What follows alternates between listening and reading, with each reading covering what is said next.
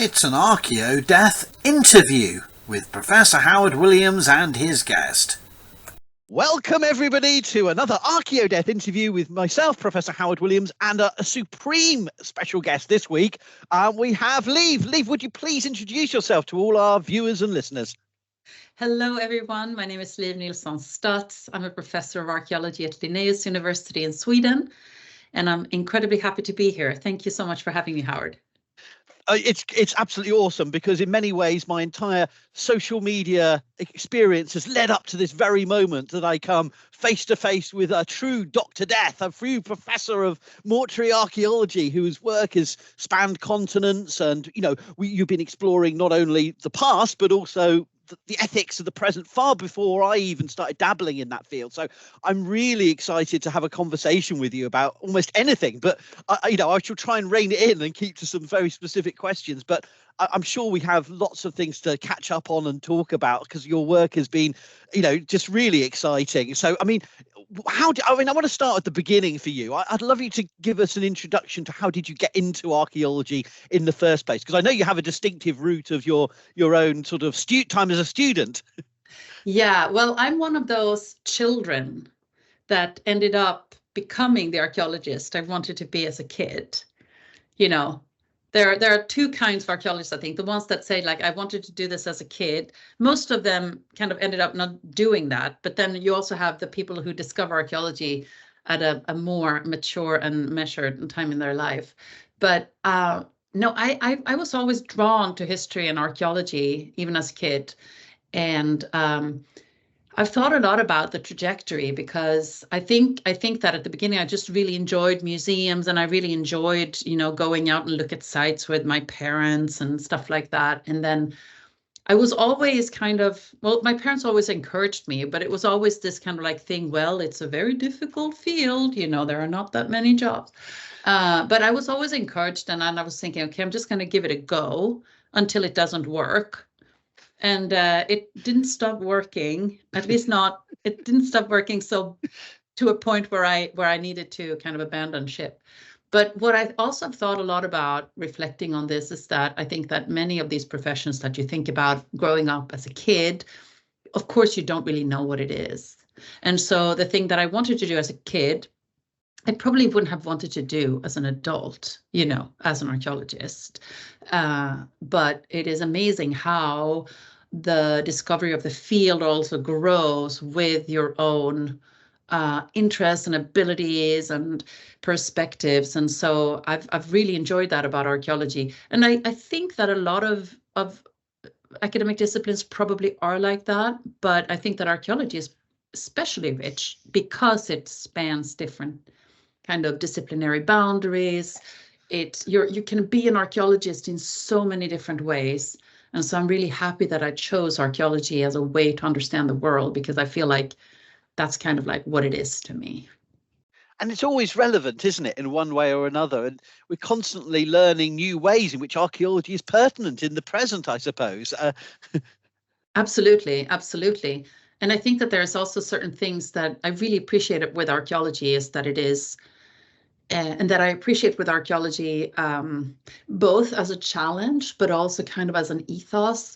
It's about the materiality of human experience in many ways.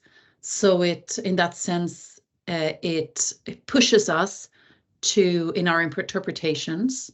It inspires us to always be critical and cautious. Always being so familiar about how much we project onto this of ourselves. And that allows us a space where we can really we can be really reflective.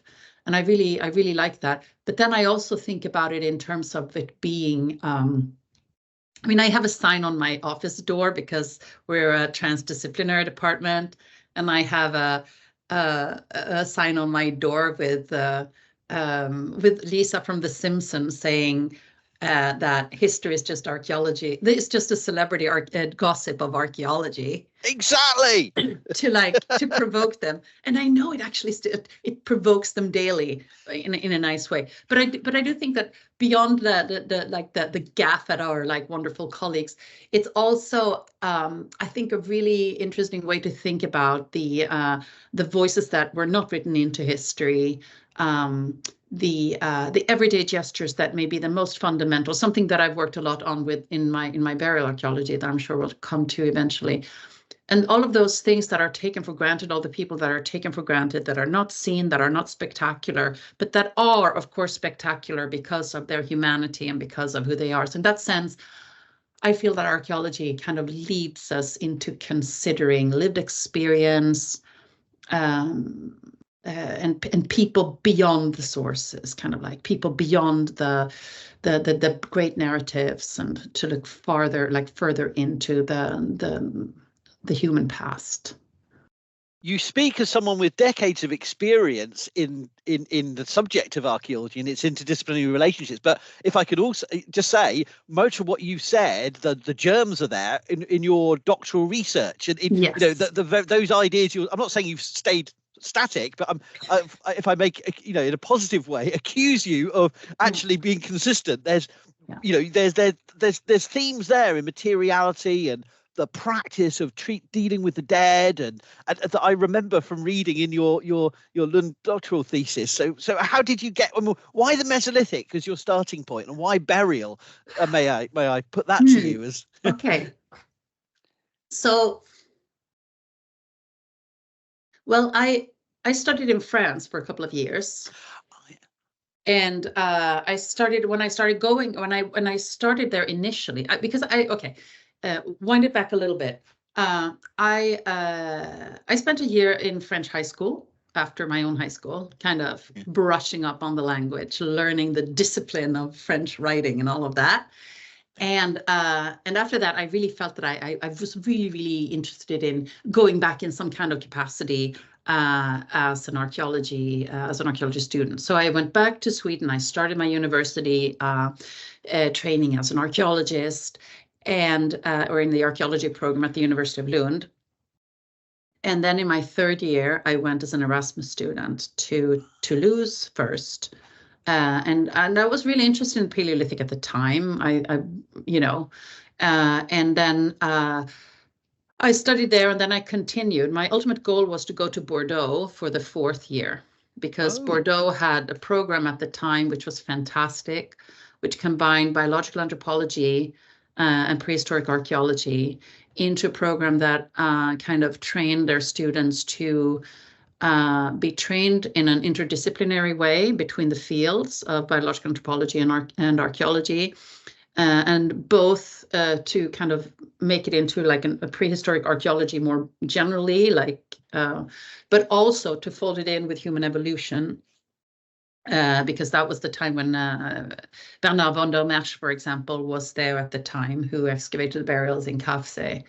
And a lot of the people who worked at the Bordeaux lab were specializing in Neanderthals, both on the archaeology side and on the bioanthro side. So I thought that it was just like a wonderful way to learn what in Sweden at the time still is osteology, which is a program that train you to identify and analyze human and animal bones, but not like really folded into a more kind of biocultural program in the way that it was taught in France.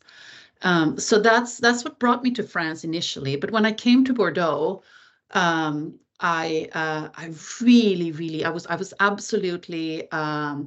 was so taken in by what was at the time was called anthropologie de terrain, which later, more recently, has been renamed Archaeothanatology.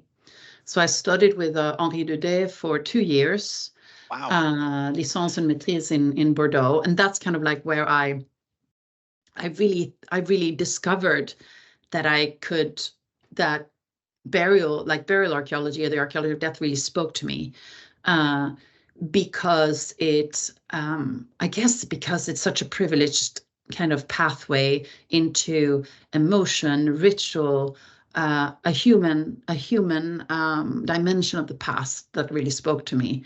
and also the methodology at the time and the approach was absolutely new. And this was in the 1990s. So by the time, so what really fascinated, but also kind of like was really hard for me at the time was that I was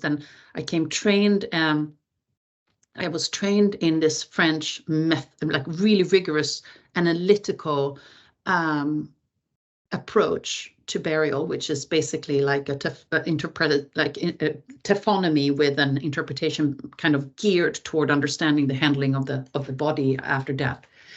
And the French approach at the time probably still is quite cautious about interpretation.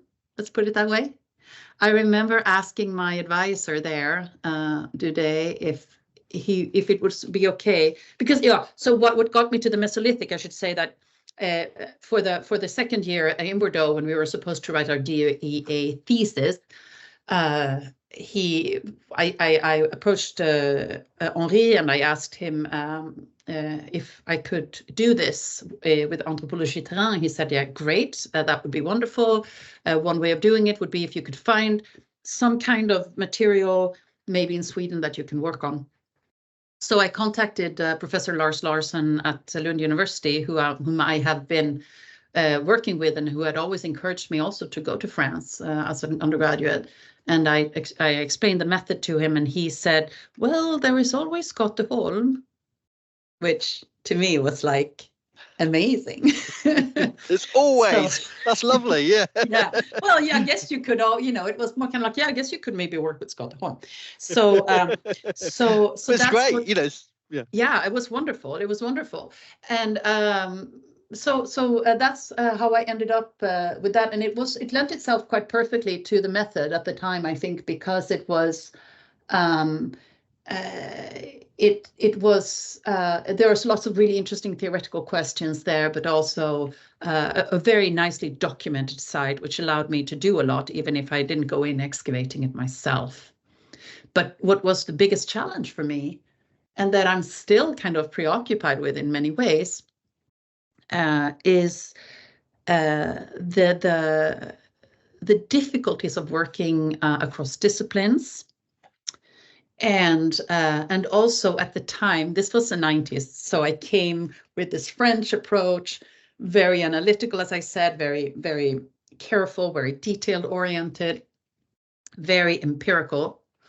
And I came back to Sweden eventually as a PhD student, and landed kind of face first into post-processual, kind of like heyday, which asks all of the questions that I am really interested in. Like, I was always very, very interested in the ritual, emotional, sensorial, all of those things. But I was very, very frustrated at the time at the lack sometimes of the challenge of gelling your theory, your methods, and your materials in a way where they actually connect. Like, there was a lot at the time of work that I thought said that they were doing practice theory, for example, but never actually looked at practice, or said that they were working on materiality, but never really, there was a lot of, I thought, sloppy work. And I became really obsessed with making those connections. And trying to say, okay, what happens what happens when I apply this approach to burials? What does it make me see? What do I understand with it? Okay, so it's very focused on the handling of the body, but also kind of like the physical and sensorial state of the body.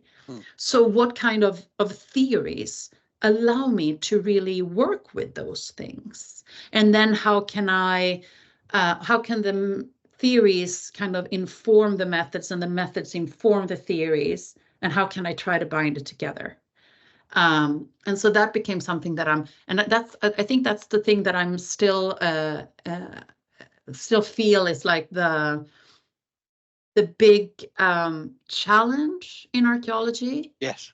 And kind of the craft, like that's the masterful skill of it. And there is a lot of, I think, a lot of new challenges emerging now with the third science revolution, because what has happened now is kind of like the same thing, but from the other end of things, is where in the 90s, it was all about social cultural theory that was kind of like introduced and legitimized a lot of stuff.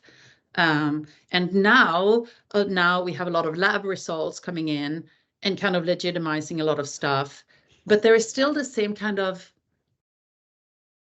there are lots of people who do amazing work, but there is still a lot of people, I think, who are not that careful about thinking about the connections between the results and the theories, and what they need to understand more before they can draw conclusions. Absolutely, absolutely. And I could rant, but I won't. But yes, this affects my geographical and chronological interest too. But it was there in the 90s, but it was must have been a very strange field. I mean, I had the similar tensions, but for, dealing with, different material, the challenge of, overarching great abstracted ideas and then the actual nitty-gritty of the burial data. But I mean, in your work, you really got into each grave in precise detail, exploring from Scatterholm and then, those, the process. And I thought that was a really inspiring and influential, piece of work that was there from your doctoral research onwards. And how did you build on that then? What happened next for you in terms of, because you did, I mean, I wanted to come to your ethics work later, but really you were already thinking about those things quite early on. So I don't know if you want to, how you want to tackle it really, but I mean, whether you want to explore a journey about your engagement with the Neolithic and burial, the Mesolithic and burial, forgive me. Or you want to sort of just, because you were already thinking about those ethical issues quite early in your career, I think. No, I was. I think making the bridge between the two would be that I really felt that my work was really focused on getting close to these people. As you say, like I was in every grave, and allowing that kind of like close, careful observation. The purpose of that. So maybe we should also explain to your viewers that archaeothanatology does is it's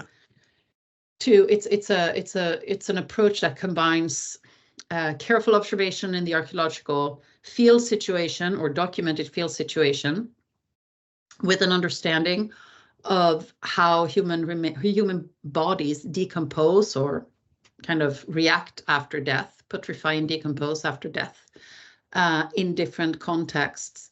And so in that sense, it kind of reminds us of forensic science in a way, but with specific attention, obviously, to archaeological questions.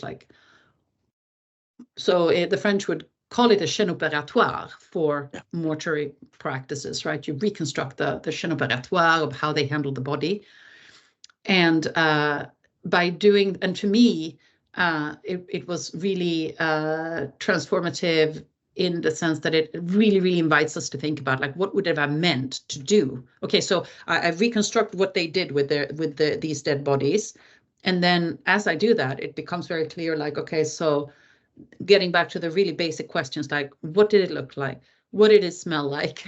What did it feel like? What it did, like, was it heavy? Was it, and as you put yourself as a researcher, try to put yourself in that situation, in that context, excuse me, you are inviting yourself into a very intimate, very private, very important moment. Yeah. And as you do that, and at the same time, my work was very much focused on, why do people use ritual? What does ritual do to people? Why do we need ritual to get through crisis? And I felt like, okay, I'm interested in people's emotions. I'm interested in people's beliefs. I'm interested in people's lived experience of crisis of death, bereavement, mourning, all of those things. And so I really need to, like, is this okay to do? Like, is this something that we really should we archaeologists really be excavating burials? You know, and I was working a lot with Americans at the time, and of course I was familiar with the fact that in the United States there was a completely different debate at the time compared to what was happening in Sweden. And I wanted to really figure out, like, okay, if I think that this work is somehow important to get to this human dimension of the past, to the lived experience in the past. But I'm aware that not everybody believes that this is important, and there was a whole debate going on at the time. I was really interested in the repatriation debate, and so I kind of took it on in a way to try to figure out where I myself stand on this, and if I, as an archaeologist, could articulate a little bit better why this could be important, because a lot of the counter arguments at the time, and I guess still today, although today the counter arguments are kind of dwindling, was very much kind of like, well, with our science, we can teach you what your ancestors were eating or something like that. And like, I completely respect that people will say like, yeah, we don't care, you know. But I wanted to at least try to discuss that there are many ways of being ethical, and archaeologists are not only kind of natural science people telling you what your ancestors ate, but could be a conversation partner around issues like ritual, death, mourning, all those things, that we could find connections in through conversations that are maybe more in that kind of register of academic research rather than the hard sciences that are often the ones getting kind of primacy in these debates. But everything seems so much more polemicized in the States, from the hardcore scientists saying, we will tell you what the past was like, thank you very much, through to the other side, if you can put it that way, the sympathy with, the support, the advocacy for, the conversations with Indigenous communities. And that aspect of still seems to be there in terms of, yes, the debates are going on elsewhere, but it always seems more intense in the US. I don't know why. You know, I do know why. I can guess why, no, but I mean, I think it is. I think that it is, and I think that some well, there are multiple answers to, or multiple ways to kind of take on what you just said, because of course the United States is like a huge colonial product, and so you have an incredibly painful history of displacement and eradication of people and cultures, and also marginalization and continuing violence against native communities. So there is that, and I think also continuing to live in a society that is kind of unequal, kind of will also, I believe, have the effect of continuing to accumulate trauma that I have a lot of respect for. And so I think that it makes sense that there should be a big debate about this in the United States. But to that, I would like to add that I think that Sweden, which when I started to work on this issue, had absolutely no discussion at all on this at all. That was my research question. Why is this not discussed in Sweden? That was one of my research questions for my project. And it kind of changed approximately at that time. So now we're in the early 2000s, like 2005 or something like that. We started to have a little bit of a debate in Sweden. And it only really now is changing in a bigger way. And I think that Sweden has been this is something that I'm really coming to realize. And here I think that I have changed a little bit my tune in what I think is important in what I write about this. Sweden has been really, really embarrassingly late at confronting its colonial history. And I think that kind of silencing is an incredibly powerful, violent tool. It's a weapon. And I think that the Swedish state has, and Swedish academia has and continues to grapple with taking responsibility for our colonial history. And sure, like the international colonial history is there, but it's fairly limited, but it's, of course, it's still there. But I think in particular about the colonial history with Sapmi in the north, with the indigenous people of northern Scandinavia and parts of Russia, the Sami. Here, I think there is a lot of work to do that really reminds me of the work that our American colleagues have already done quite successfully, or are at least in many areas. And I understand it's a continuous process and it has to continue happening, but in terms of building trust, building relationships, inviting people in, also being willing to repatriate and give back things that were taken in the past. And so in that sense, I can feel like that high debate that we see in the US, on the one hand, is like, yeah, it is a different society, but it's also, I think in some ways, it's also like a good sign that it's actually happening. While as in Sweden, for the longest time, there was no debate, and that wasn't good either. This is something I want to, I mean, obviously I want to move on to other things, but I want to stay with this for this point of silencing for a minute, because I think many viewers may not fully get what that means in the sense of, and I'll give you what I think from a British perspective is that while we perhaps have our British imperial and colonial and national histories are even more perhaps requiring scrutiny and we perhaps have had a bit more of a conversation, not that much. I mean, we still have a long way to go. And I feel that while there is active resistance, a lot of it is that passive silence, not created by people telling you to shut up directly, but are the institutions, are the structures facilitating even a conversation about these areas? And what kind of pushback do you get from your institutions, from the public, if you try?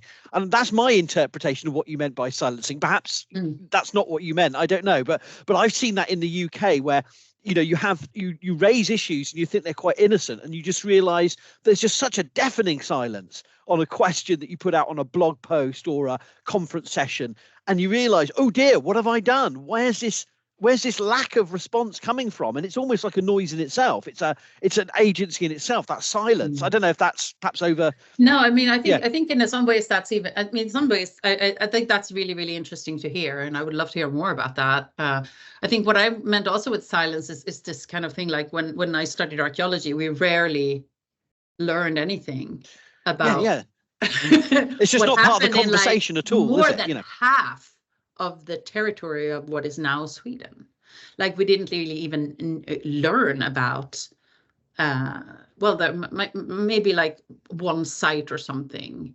I remember it being taught as, oh, this is really complicated. And, we don't want to use archaeology to prove who was here first. And all of that gets really iffy and la la la. Like I think now also just the expansion of archaeology in Sapmi and also some of our better understanding, for example, of the population of the northern Scandinavia and southern Scandinavia are allowing us maybe to discuss it more. But I think that in the case of Sweden, there is this idea that, I think that there has long been this idea that because there's so much work on kind of critical heritage when it comes to kind of criticizing a nationalist narrative, that the focus has really been there, and there hasn't really been a space to understand that, okay, so that's really good, but maybe we're lacking in other aspects. It's kind of been quite like, I think that also says a little bit about representation in academia, who becomes an archaeologist. Yes. And who are the role models, and like who, because what archaeology is taught, why is that taught? Well, that's taught because of that's where people have been working, that's who the authorities are. How does that get reproduced? How do you break that cycle to make it richer, to make it more inclusive, to complement a story that starts to become incredibly narrow? And I think that these things, I think that, you know, we can sometimes criticize aspects of this, what you were alluding to with the polarization in America. But at the same time, having worked in American universities for many years, there are things that I take with me from that where I feel like we have a lot to learn about. How do we deal with gender inequality in our workplaces? How do we deal with representation? How do we deal with how do we create spaces of multiplicality? How do we become more democratic, simply? And the fact that here I feel sometimes that Sweden can be a little bit not critical enough, kind of feeling that, just believing that we are really great at equality, like gender equality, and we're really great at like all these things. And we really aren't that great at it. I mean, we do have great structures in place, but man, we have a long way to go. And there we could actually learn a little bit from this more polarized climate. And I mean, I don't think that it's bad with polarization if we need to kind of draw the lines from which we can then start to try to make some progress, whether it is in equality and representation in the academy as it is now, or in the way that we have understood the past. And they're often linked, of course. Exactly, and that's the point I was going to ask you about, because obviously, like almost all of the Nordic countries, but also Britain in a different way, we have our love affair with the early historic past, but also the deep time past, going back to the Mesolithic. And burial archaeology is that immediate, you know, interface with past people, where you feel, whether it's right or not, you feel you have a direct line, you know, to those past. Do you feel this is a space where we can make actually sort of really constructive moves to engage with these broader interdisciplinary issues about representation, about what the past means in the present through that deep time story? Or do you think it just is so embedded in nationalistic and colonial frameworks that it's actually really even more difficult with that distant past? I don't know. I'd love to hear your views. No. I'm very hopeful there. I don't think that it is. I mean, a nationalist narrative makes absolutely no sense for the Mesolithic. No. Oh, of course. So that's like that's saving grace. It's been really interesting in the past few years with the emergence of a kind of a decolonization effort, of decolonizing the mind of Mesolithic research. Yes. That at first I was skeptical of it at first, because I felt like it was only like, oh well, now everybody needs to have that keyword, you know, a little bit. Yeah. Then, I'm very cynical of the keyword. And I was really excited to be engaged or invited to be a part of these conversations. And it's a lot of the work that comes out of Ben Elliott and Graham Warren. Ben is at the University of the Highlands and Islands, and Graham is in Dublin, I think. Dublin, UCD, yeah. Yes, that's it, yeah. I think. Just making sure I get the right universities. So I thought that, so we've had these conversations, they've been sustained over a long period of time, and they've been in writing, and they've been in conversations. And I do think that, I really think that there is an opportunity there in terms of rethinking, understanding how the Mesolithic can never be a story about the nation, thank God, no. Right? But it can be a story, and I didn't see this as clearly as my colleagues Graham and Ben. That it does still rely sometimes not my work, not their work, but like in both in the public consumption of it, but also I guess in some scholarly work as well, on colonial tropes about cultural evolution, where the hunter-gatherers is kind of like the start, and that then kind of like moves on to bigger and brighter things, right? I've never thought about, since I've never really had that, that mindset has never really spoken to me. I had to kind of like really, I had to kind of like take a step back and see it to acknowledge that. But I think they do have a point. And if we think about it that way, then yes, the deep past allows us to tell all sorts of stories, and that's a blessing and that's a curse. So let's try to make it a blessing then and talk about things that we can learn from hunter-gatherers about human relationships, about change and resilience, and the choice of not adopting agriculture, which I personally find to be a pretty badass move that like lasted for a long time in certain parts of Europe. You know, there is like something about these thinking about kind of questioning this the inevitability of these grand narratives that are really fantasies of kind of a 19th, 20th century romanticization of progress, for example. I mean, I don't want you to necessarily comment on specific work I'm alluding to here, but, you know, you see that, at least my reflection on it, and I haven't tackled this myself, is I see that these old tropes coming back again and again in the guise of new scientific research, DNA shows, complete massacres of indigenous people. And at one level, that, you know, is very much coming from an overtly colonial mindset where people almost, you know, I don't know, reliving a 19th century frontier America in parts of Europe or whatever story it comes out.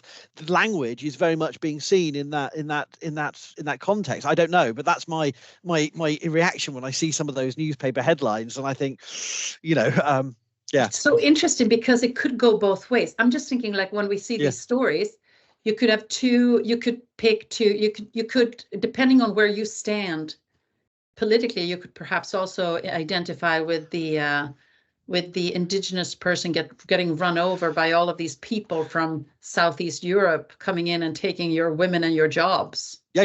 And all of that kind of stuff, right? So, and I put that in quotes, obviously, for the audience who don't know me. I do not believe that men own women, but you know, that's the discourse. No. So I'm thinking that the narrative can also probably feed all sorts of fantasies and fears.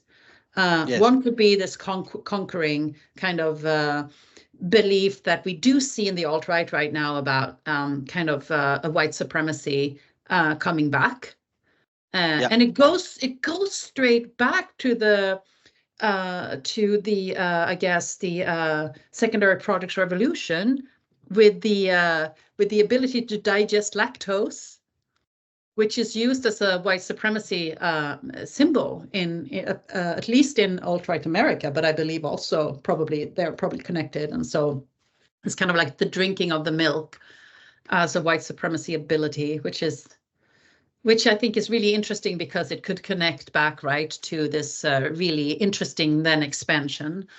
But you could also, I think, as I said, you could also probably see these discourses also in like the fear of the replacement hypotheses that are circulating in the same extreme right circles where and filtering into mainstream right, or rather moving the mainstream right out toward extreme right, where replacement hypotheses are now things that are falling out of the mouths both in academic conferences and in political discourse. And I believe that if I was working with these themes personally, I would be absolutely obsessed with getting the story right, because it's dynamite and it can be put in the hands of pretty much anybody right now. Well, I must, without going into too much detail, I feel a lot of my work on other venues on social media is picking up the mess of certain other scholars in other periods who are not themselves responsible for those discourses, but they are not being careful enough in the way that they are letting these stories ride out. And I'm not blaming the scholars themselves. This is the nature of digital media, but I feel I'm constantly just sort of picking up, where did that idea come from? Oh, that seems to have come out of something as recently as 2019 or 2014. It's not like from the 19th century. This is modern myths created by us, by our generation, by scholars I go to conferences with. And I'm not blaming them personally, but it's a crazy world out there. And yeah, it's something we have to be very careful about. Yeah. But I mean, yes, I mean, I think it's generous of you to not blame them. But like, I feel like, you know, you have a responsibility for what you put out. And if you are working with these kinds of things, you need to be aware of where it can go in the public discourse. And you honestly need to be, you should probably have a strategy for it. And maybe your university should support you in that in creating that strategy, so that you do not get co-opted. It would be an idea. It would be a thought, you know. It may be a thought that some of us have published about, but you know, it's certainly something that is not period specific. It has certain intensive focuses, and my period is one of them. But even that, you know, I must admit, I'm going off piste from things that we were going to talk about, but I've even noticed Mesolithic tropes coming into my field indirectly, and I'm going. And I perhaps won't go into them here, but I've been going, oh, I'm sure that's something that's from the Mesolithic. And I talk to my colleagues who are Mesolithic archaeologists here at Chester, and I go, hang on, haven't I seen a poster of that on your wall? And isn't that a theme that you've been dealing with at Starcar? And I'm realizing there's kind of like that, aesthetics of the barbarian / savage appearance. You know, the eco-fascism themes, the gender role themes. Some of it is almost sort of sits more with the Mesolithic than it does with the Germanic Iron Age or the Vikings or the Anglo-Saxons or that kind of thing. But a lot of it is cross-fertilizing in popular culture as the pre-Christian white northern peoples, even though that just doesn't make any sense. None of this has to make sense to be mobilized, you know, in these social, you know. And so I suppose I'm being very careful what I say, because it's such a powder keg of ideas. But I think that my period is sloppy, because I think they're picking up some of those things accidentally, recycling them back, and it's just like my brain is going, hang on, someone needs to do a long chart here. And am I becoming a conspiracy theorist by creating a big whiteboard full of arrows of but things? I think that it says, that it really says something, because I mean, I know you also work in one of these periods that is co-opted in all sorts of ways. I mean, I know you've done a lot of work, for example, on Viking popular culture and aesthetics and stuff like that, which is in, if you talk to Scandinavian, that's been our biggest icon to deal with in terms of like co-option, of course, from the far right. And I think that they're now discovering the Vendel period as well, which, I mean, honestly, like if I was on the extreme right, I would probably pick them, but like whatever. So I think, so I mean, I know that, but what I was going to say is that, I mean, in some ways, your period is closer to these discourses, at least from a Scandinavian perspective. Like nobody really, like in Scandinavia, I think the Iron Age and what is early medieval in the rest of the world is really attractive in this way, much more attractive than kind of like vague hunter-gatherers. But then, of course, when you do mention things like ecofascism or the January 6th shaman and like that kind of stuff. We do see cross-fertilization, and it just goes to show that archaeology, this blessing and this curse, it is really, really vulnerable to being co-opted. It's a great tool to think about humanity because there is so much that isn't said that we have to really fill in these blanks, but it also can be co-opted so easily. And I should tell you this, you're going to love this, Howard. I was having a bit of a tip with a science journalist in Sweden this fall, because there was a big TV production in Sweden this winter called The History of Sweden. Oh, I heard about this and whether I'd seen it, but I hadn't. Go on. Yeah. And it's, you know, it's I think it's, you know, it's an impossible task that they have. Like, they're going to tell all of the history of Sweden in 10 episodes of 1 hour each. So obviously it's impossible to get it right. But I think that they do certain things right, and they get some things right.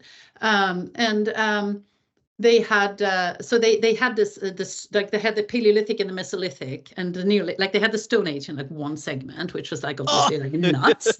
And then they had what they called like an after talk thing in a studio for like a half hour, kind of like a conversation with a couple of people, a little bit like you know, Eurovision or sports, you know, when you have people, you know, sitting after commenting on what was good, what was like, that kind of thing. So I felt a little bit like, so I was asked to sit in that panel.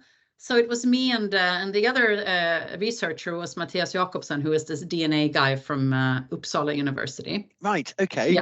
Yeah. So we were the scientists, and it's led by a really great person who does incredible podcasts about history in Swedish radio. So I really like her a lot. So she was kind of moderating this conversation, and she was asking a little bit like, how do archaeologists kind of know anything about the deep past? And I tried to, I believe I said something, because I also wanted to bring out this joy of also the fact that it is really creative. It is really hard. So I believe that I said something about that it's a combination between, you know, using evidence, using the evidence that we have, but analyze it, but also having a purport, but a part of that really also requires a creative way of thinking about it. Yes. And then there was this little snippet of a piece from the film that I actually kind of tried to not focus so much on, because there was an archaeologist who said with kind of absolute certainty that Paleolithic hunters would have been communicating with hand signals. And I said, like, okay, like, I don't know how important this is, but like, okay. But they made a big deal out of it, like in the way that they captured the story. They made a big deal out of it, and they even like zoomed in the reconstructions of this. You had this beautiful tundra landscape. You had these like now like very dark pigmented hunters, because you know, the DNA evidence and everything. And then they zoom in, and the guy goes like something like this. And then they run for the reindeer. And then she prompts me, she says, but how do you know that they used hand gestures? And I was like, we don't. I mean, I guess it's just like common sense, I guess. If you're gonna hunt with like these kinds of weapons, you have to come quite close to the animals. You probably need to be quiet. But I said common sense. And then there was a science journalist who wrote a piece about how, and later also commented on Swedish radio in a conversation with me about how there was this archaeologist who had said that archaeology is only about creative thinking and common sense. And this is what led the Nazis toward the Holocaust. Oh no! And I was like, I'm not sure, you know. I tried to stay calm. It was quite hard, but okay. But this is just saying, like, this is like, you know, we could have had a conversation about if it hadn't become like if she hadn't been slinging mud at me, we could have had an interesting conversation about that balance between the evidence that we have and the transdisciplinary tools that we need to try to deploy to make these fragmentary material sources speak to us, but then that we also sometimes have to fill in the blanks. And maybe that our job is to also argue, to clarify when we start to fill in those blanks, like when we start to, look at where does the evidence kind of end and where do we start to interpret. I think that would have been fair, but that story kind of taught me just how difficult this is, because this was a person who writes books about prehistory. So immediately, firstly, the conversation is completely derailed when you use that level of hyperbole, and there's no real conversation to be had. Then you can't. But then, I don't know. That must be really upsetting on a personal level and frustrating in terms of broader communication, because they've collated about 3 different things together there and come to an inference that, So but what happened? What did you do? I guess I just ended up feeling like comedy is tragedy plus time. So now it's funny.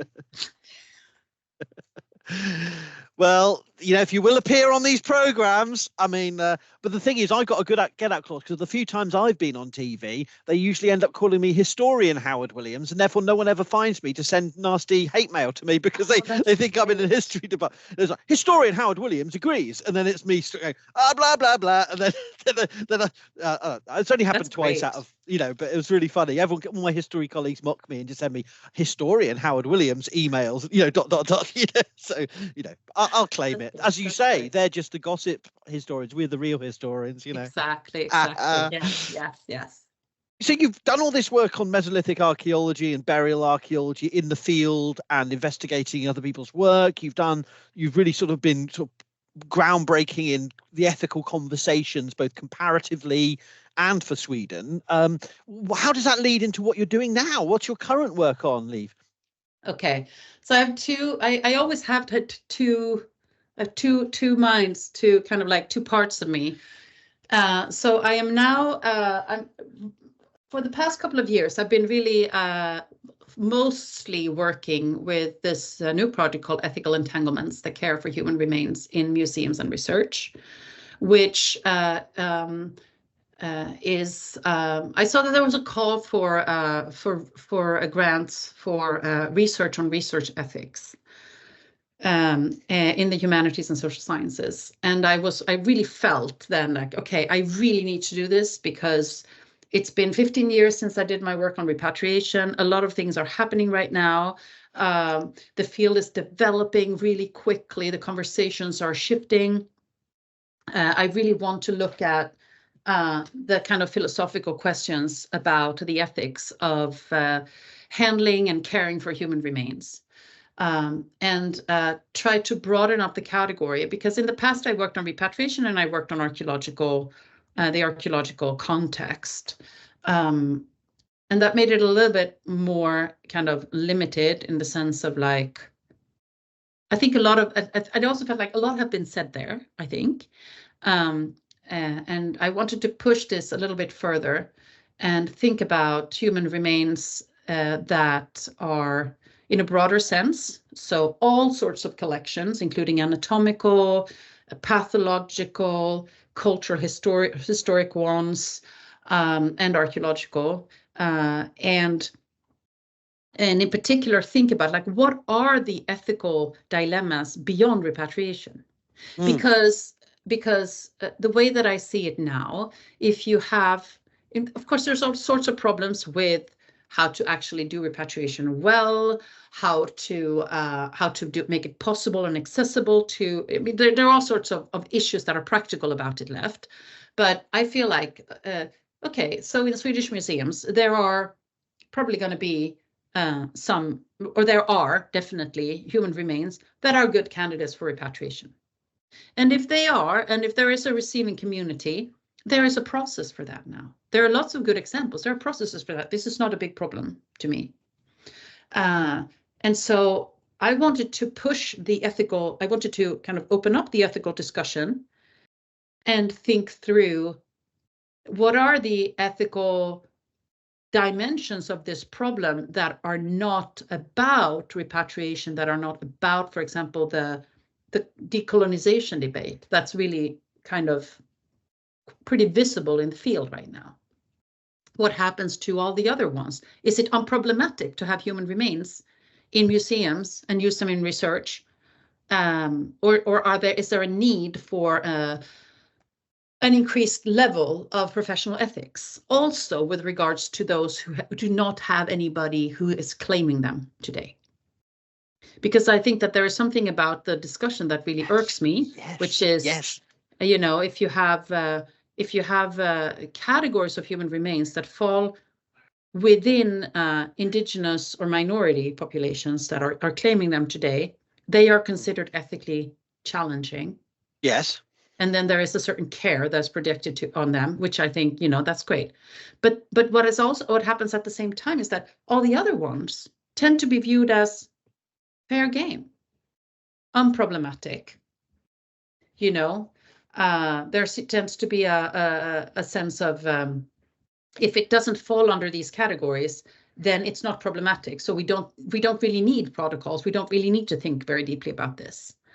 And so what we are looking at is to try to find more broader ways of talking about the ethics of human remains, introducing concepts such as ethics of care for them, introducing concepts such as multiple ethics about them, and thinking that there are multiple ways of being ethical, but you kind of have to have you can come to the conclusion that it's good to exhibit these human remains, or these human remains should not be exhibited. Like, you can come to those different conclusions, but you can have an ethical kind of reasoning that brings you to these conclusions, or this idea that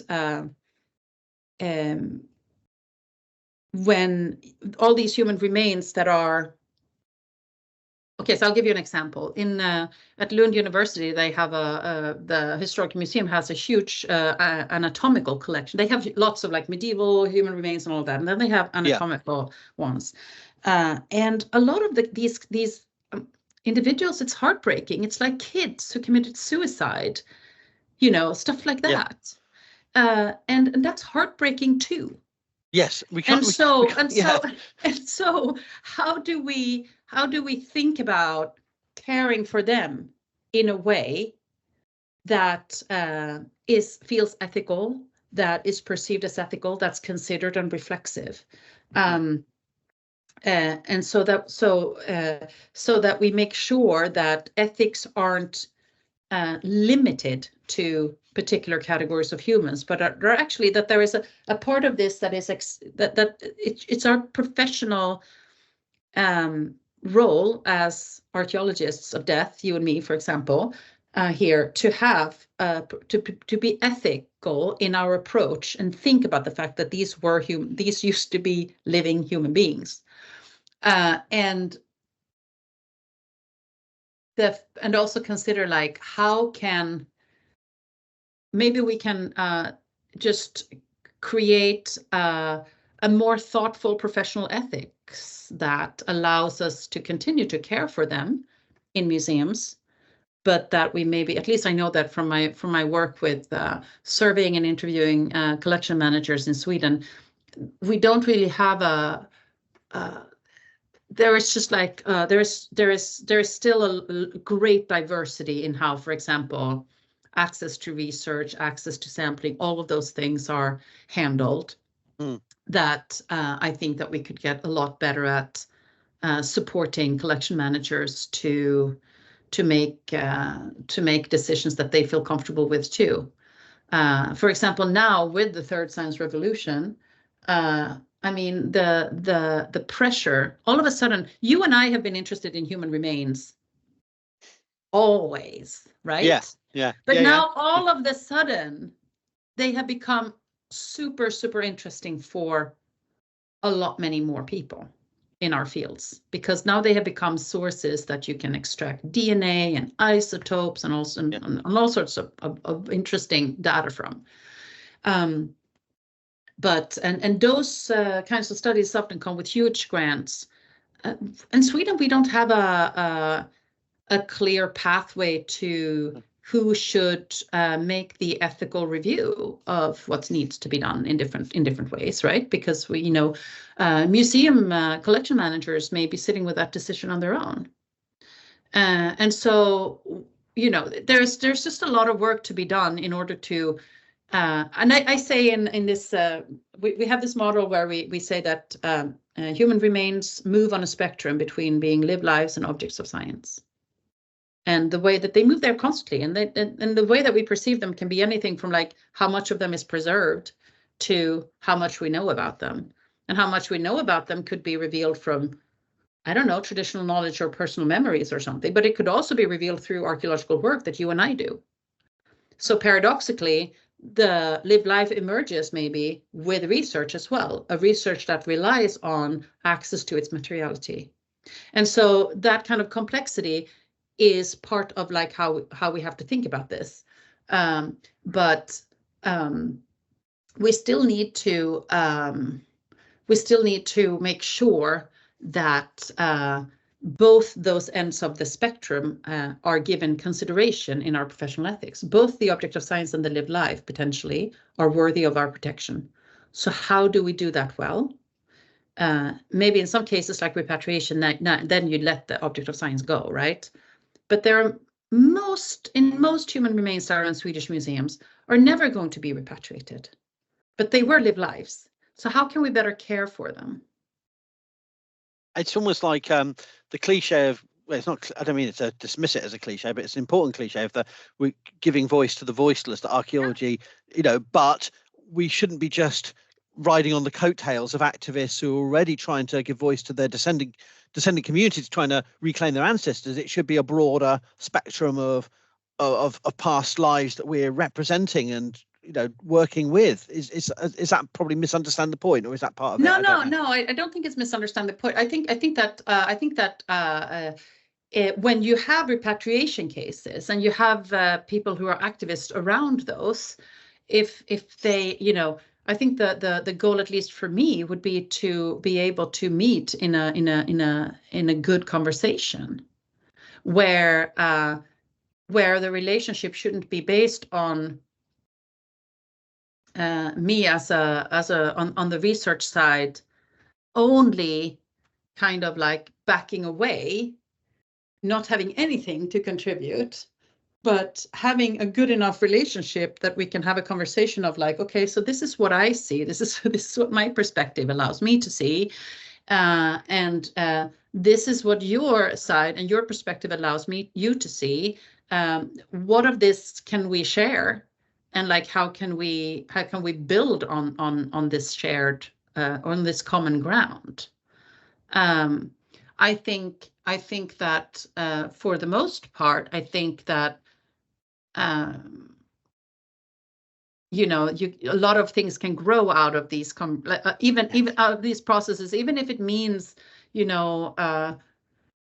returning human remains that you could see some potential for answering certain research questions. Okay, but like if you feel like this is if as long as it doesn't go back to like a group that you would feel would be completely impossible to understand, that kind of thing, like that I think that's where the problems might emerge for me, if there is this sense of like maybe making a mistake or committing an error by yet another error, right, by getting these human remains ending up in the wrong place or something. But I think for the most part that doesn't really happen. I think that but for me still, it's like human remains, at least in Swedish museums, there are very few, like the percentage of cases that are for repatriation are so few, that the biggest concern that we should have in terms of professional ethics is about everybody else in those storage boxes. Yes. And I think that they haven't really been getting any attention. And the attention that I want to give them is, as I said, it's not about like everything needs to be reburied and la la la. No, my focus is on how can we better care for them, and how can we feel that we have ethical standards that we feel that we really believe in, so that when questioned, we can have a conversation that doesn't become defensive or aggressive because we're being caught doing stupid things like keeping them in wine boxes or like whatever, you know. I mean, but all sorts of things happen, you know. And so I think from that perspective, I think we can because these questions will keep coming. And they are, I know this sounds like sounds really naive, but I do love embracing naivety sometimes, because I think it's liberating. These challenges are learning opportunities. They really allow us to see things in a different way, and that's good. And it doesn't necessarily mean that you have to be convinced by every argument, but but there are opportunities to understand and to learn, and from there you can become a better archaeologist. I think you can become a more reflexive person, but being reflexive that way, it really requires that you think about it and that you figure it out for yourself. I think there's a good I think it's a British philosopher, Stephen Law, who has written about this, and kind of basically saying like ethics, it's not plumbing. You can't like let somebody else do it for you. You have to constantly engage with it yourself and figure out where you stand. And that's and to really lean into that work, I think is what I really enjoy. I've been fascinated by some of my social media interactions on TikTok in this regard, because there are a whole vast popular understandings of archaeology on there as just colonial grave robbers, and you know we are. Not personally, but I mean as a discipline, that is not an outrageous misrepresentation of some aspects of some. And yet simultaneously there are other people going, it's the science, you know, we must learn, and you know, those kind of polemicizing debates on social media can actually be really quite constructive to help me to sort of try and explain to different audiences. Do you know why are these stuff, you know, when I'm sort of reflecting on a new report that's come out or a new discovery of cemetery, and they go, why are they digging them at all? I said, because there's an old people's home going to be built there. Do you want people to have lives? So trying to get, not saying that I'm trying to take sides, but trying to get people to think about the complexities, and that can be really quite good. And you see people go, oh yeah, I didn't think of that. They just you know, see it in absolute black and white, be that we're all just one thing, we're either scientific saviors or we are evil, cannibalistic, you know, colonialists. But either way, it can be a constructive venue for actually educating people who haven't really thought about these things. But it is a journey. And and then in there, I really, and I know that, like, I really want to raise the profile of archaeology, like your archaeology and my archaeology, that is about that is much more kind of like a humanities driven, social science driven archaeology. That it's never just about like the science versus the indigenous rights activists. It's like there is a big important layer in between that could actually be a conduit for conversation, that could actually be a way where there's much more opportunities to meet, I think. I think so, and that leads me to my last question, which I think you've really already answered about. Where do you see the future of mortuary archaeology? Do you, I mean, obviously we've talked about the scientific, you know, new date, you know, the new ADNA and stable isotopes and peptides, and all. We can talk about the, you know, the methods, but I mean, where's your vision for what's going to happen next? Do you think? I've got no vision. My brain is so befuddled at the moment, but I'd love to hear what you think. Post-processualism is coming back. Is it? I guarantee it. It has to happen, but it's going to be called something else. Of course, you know, because it's inevitable, right? We're going to have this materiality, this materiality focused and materiality, and I mean materiality stuff, but also like the hard science stuff. It's going to have a couple of more good years. And then we're going to see an emergence of something else. We're seeing the return of gender archaeology, which I'm excited about. Good, yeah. I think we're going to see much more of. I think we're going to see a growth in the activist archaeology sector too. I think we're going to see a growth in collaborations with arts the art and kind of like more creative sector, like the glam sector. I think that those are things that I think that they are budding now. I think they're emerging now. But I do think that the thing that we are not seeing budding yet, but has to happen, I think post-processualism in some way, shape or form is going to come back. We're going to have another philosophical turn soon. I think we have to, like, again, like another, it's going to be clustering around 4 or 5 big names that maybe 20% of the people who write about them have actually read, but that are gonna be like really good to think through mortuary archaeology of death in new ways. Good. Yeah. I don't know what yet it's going to be.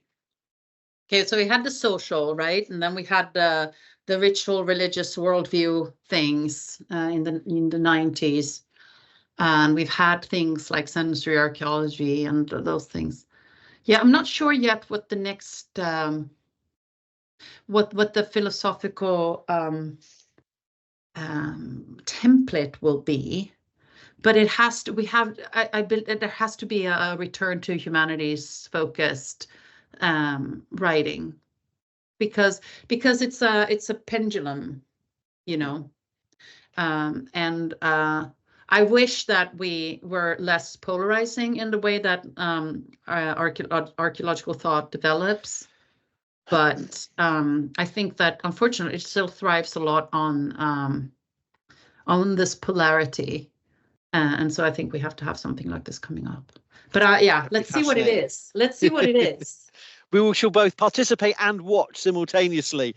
Yeah, we can be those like old people in the conference who are just like leaning back and like either bitter, like, you know, like let's not be bitter. Let's become those like old people, Howard, who are just like really excited about what's happening. We could be like the 2 old gents in the balcony Muppet in the Muppets who just go, "Oh, rubbish! It's terrible." But they are so like let's resist that. Let's be them, but like in some kind of like excited and encouraging form. Because you know what archaeology really needs, Howard? Archaeology really, really needs kind and generous mentors. It does, and I confess I've already been through the angry old man phase, so I'm antique. Great. So you're out of it. You're ready to be. I realised that I didn't even realise it was a nadir moment for myself when I put my hand up and said not to a young scholar, a colleague of my age, but I said it just at a conference about 8 years ago, and I didn't mean it to be mean, but it just came out of my mouth. I said, this would have been a really great paper in 1998. And I was like, that was really a horrible thing to say, and yet I stand by it. I was right, but I thought, what am I doing? Why am I saying that? No, but I mean, yeah, I think you're right. I think we do need honest conversations, but we don't need just more shouting matches. We do need more kind mentorship and support for younger scholars, and to challenge them, but to also, not in a way that is about locking horns all the time. And I think it's absolutely true. Like the role of a mentor, obviously, is, and the role of a senior person is always also to challenge in the right way, to like not just like think that everything is fantastic, right? To ask a critical question. But what I'm thinking about more than kindness is curiosity. Yeah. Curiosity about things that we haven't thought of ourselves. If somebody comes up with that, that's great.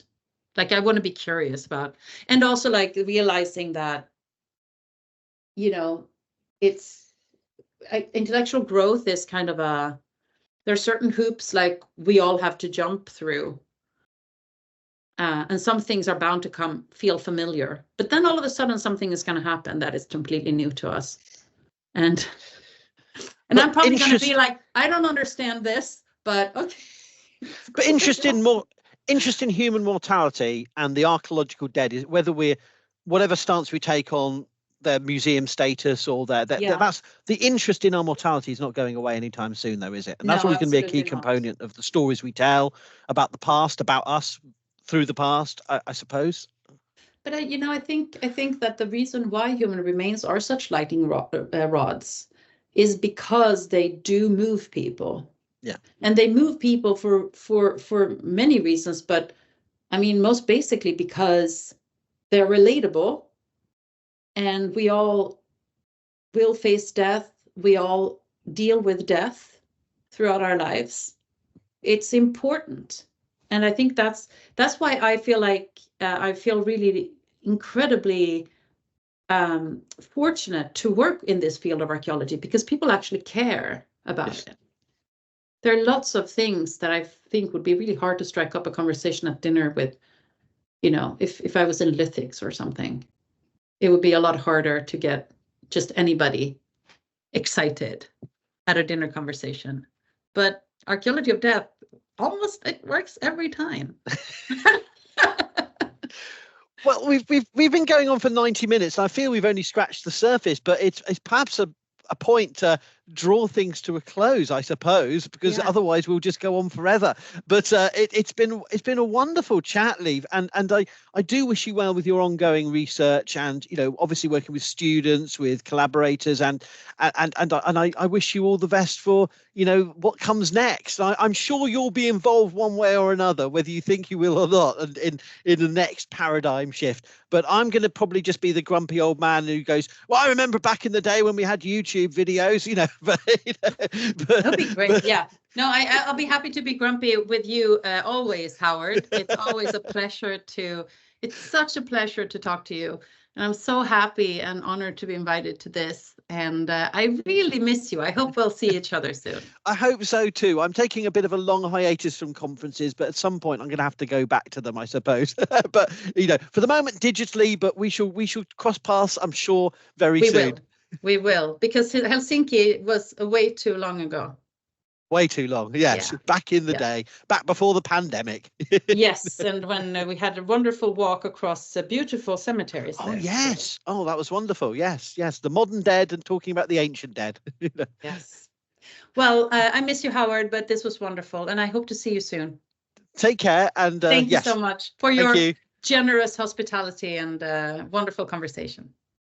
If you've enjoyed this Archaeodeath video, why not check out the Archaeodeath blog at howardwilliamsblog.wordpress.com.